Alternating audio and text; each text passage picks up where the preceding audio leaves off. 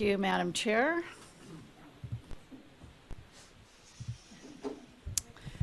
All right, this month's report is, I would call it a mashup of a few things. I want to start, though, with a recognition, and sometimes we hear about the big things that make the news, and we honor people for kind of some big things. This is one that's just kind of this silent award that came across and not a lot of people heard about. And I think this is so great. It's this was a national award given to Sevier School District by Healthy Meals Initiative.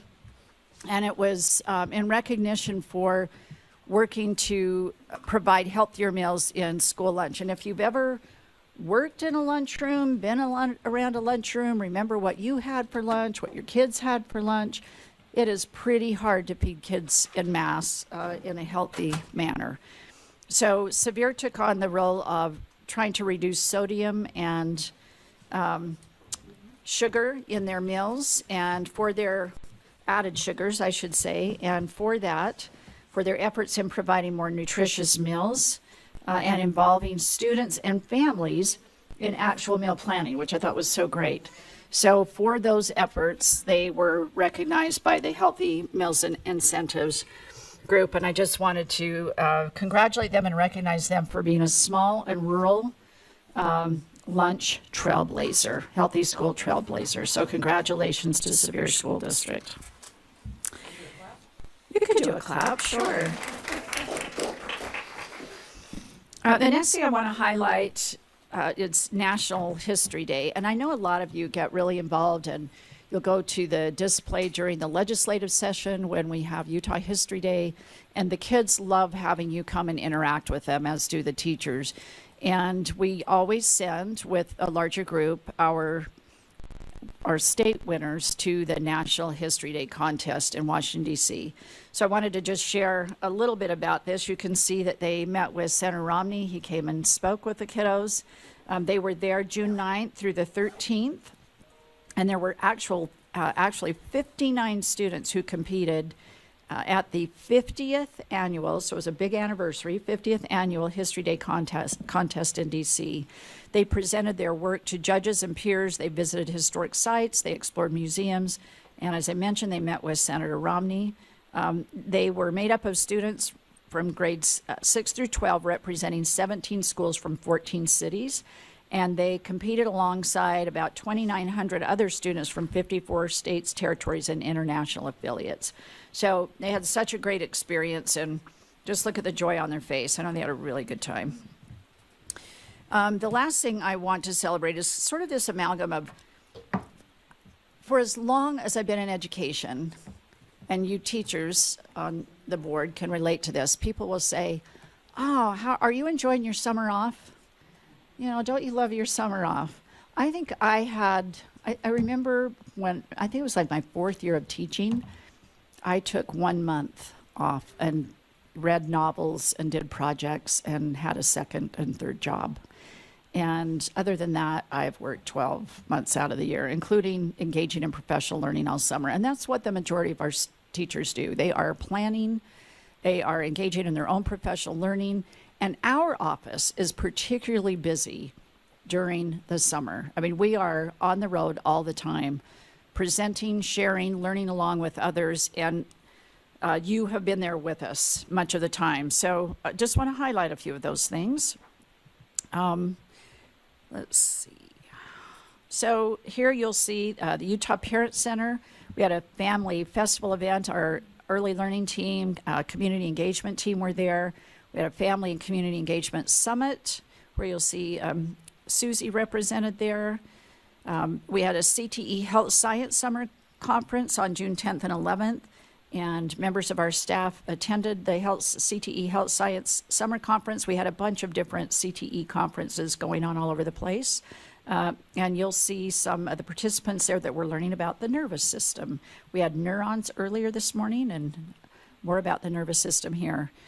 The photo to the right was July 9th. We had staff attending and presenting at Show Up for Teachers, and I loved getting there early.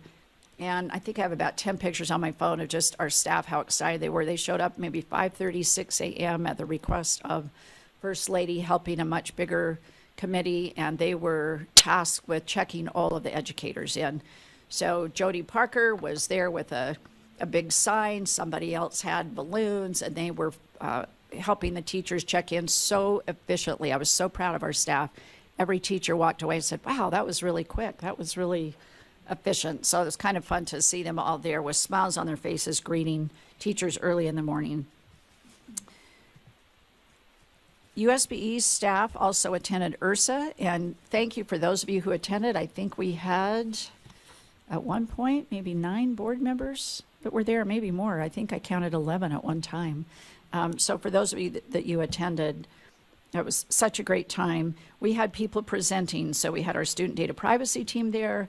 We had Megan sharing lead promising practices on attendance and other topics that she has researched with her expertise and resources.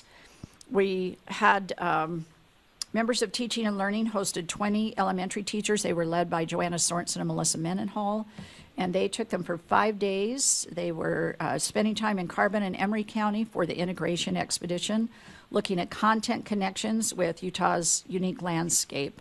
So it was really an authentic experience of how do you integrate content across standards using primary resources, disciplinary literacies, and place-based learning for local resources.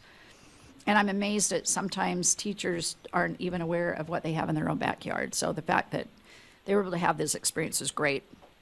Additionally, in June, Joanna and other members of Teaching and Learning hosted K-2 teachers for 4 days here at our office to discuss and learn about the 4 strands of the new social studies standards: history, geography, civics, and economics.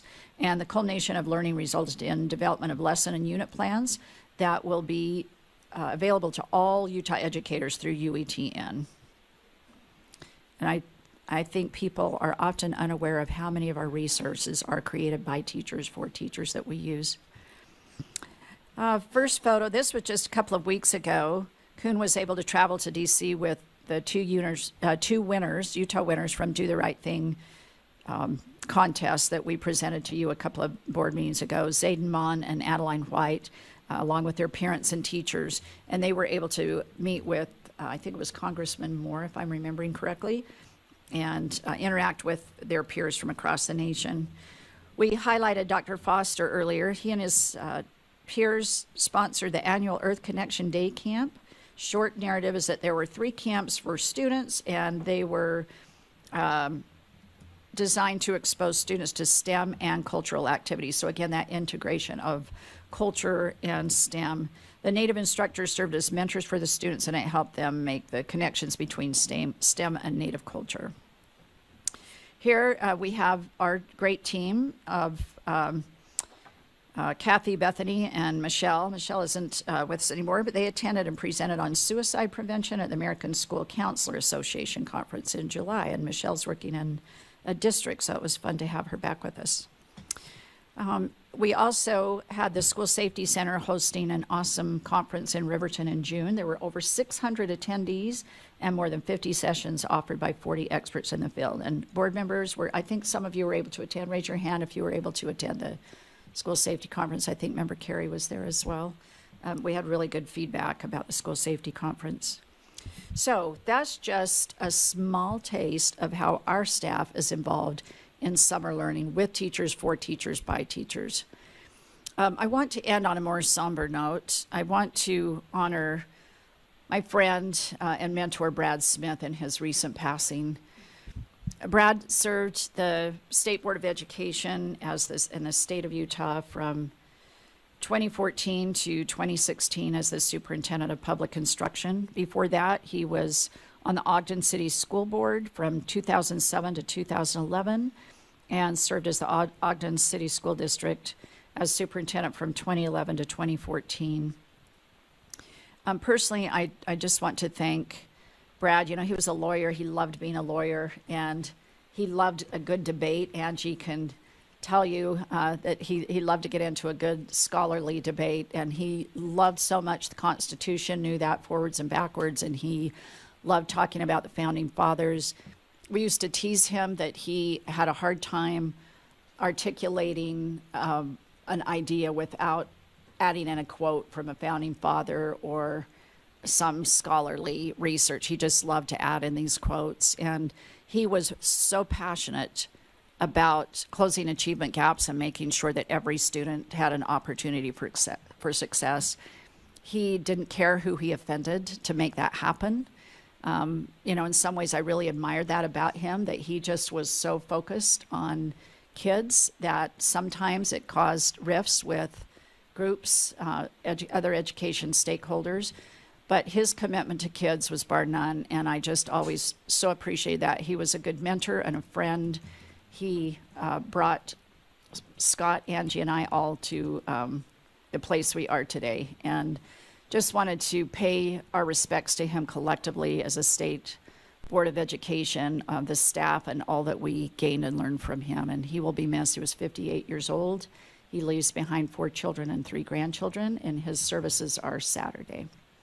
So just wanted to end with that tribute to our friend Brad Smith and for all that he contributed to the kiddos in Ogden and the kids across the state. So that's my report. Thank you. All right. Thank you, Superintendent.